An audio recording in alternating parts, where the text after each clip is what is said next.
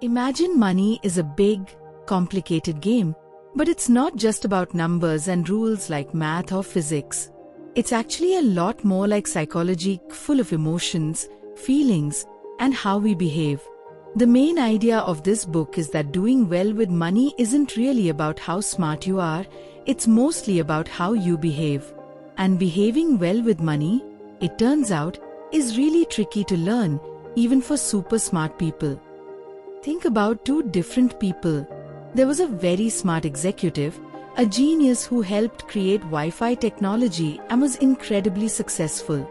But he was also arrogant and reckless with money, and he ended up losing everything.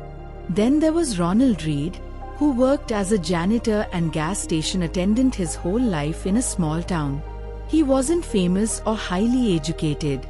But when he passed away at 92, he had quietly built up over $8 million to give away, just by saving a little bit and investing it steadily for decades. These stories show that ordinary people can become wealthy not because they're financial wizards, but because they have good money habits.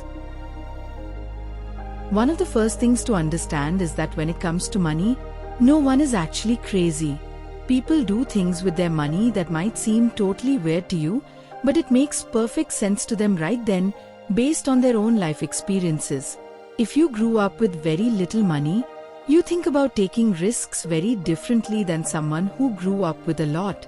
What you've personally lived through feels much more real than anything you just read or hear about. Your own tiny slice of the world's financial history makes up a huge part of how you believe money works.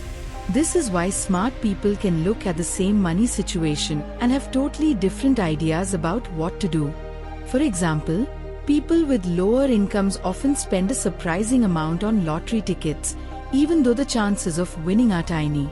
To some, this looks irrational. But to those buying tickets, winning offers a small chance at a life they might never otherwise reach. Their unique situation makes it seem reasonable to them. Another big part of the story is luck and risk.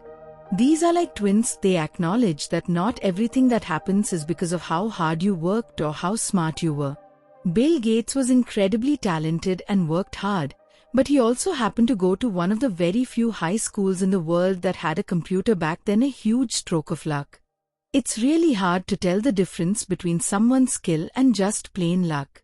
The book suggests that nothing is ever quite as good or as bad as it seems.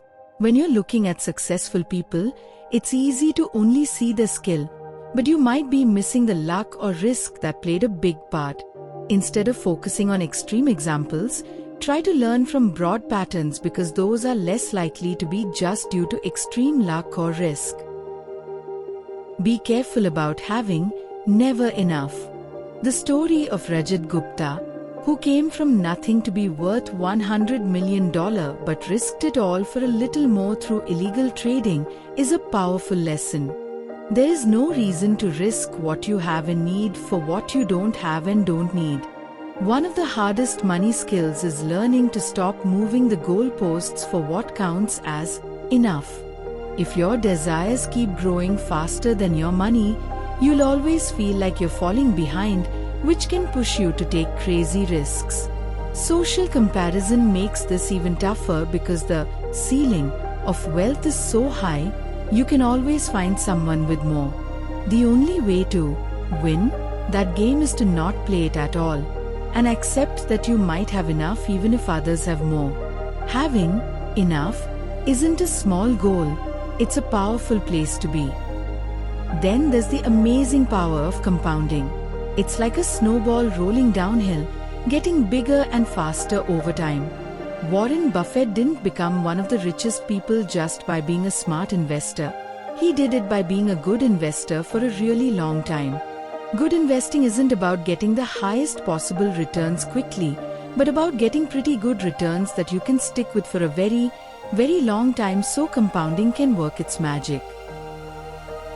This brings up the difference between getting wealthy and staying wealthy.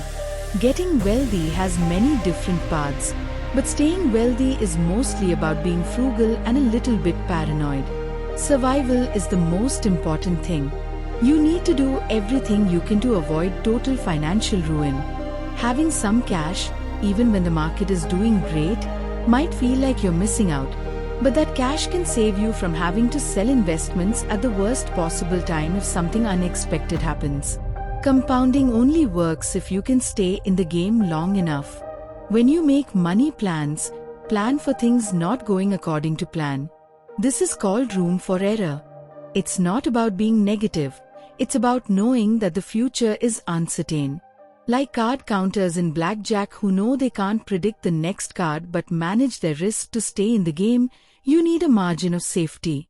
Saving money without a specific reason gives you flexibility and security for whatever surprises life throws at you. Having room for error means you can handle a range of outcomes without being wiped out. What is money truly for? The book argues that the highest form of wealth is being able to wake up each day and decide what you want to do. People want money to be happy, and a key ingredient in happiness is having control over your life. Money's biggest value is giving you control over your time.